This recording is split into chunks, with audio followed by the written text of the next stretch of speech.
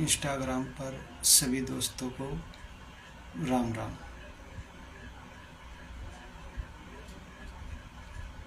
माननीय मुख्यमंत्री नायब सैनी जी, प्रार्थना पत्र है। सरल पोर्टल ने चलने से कास्ट सर्टिफिकेट नहीं बन पाए।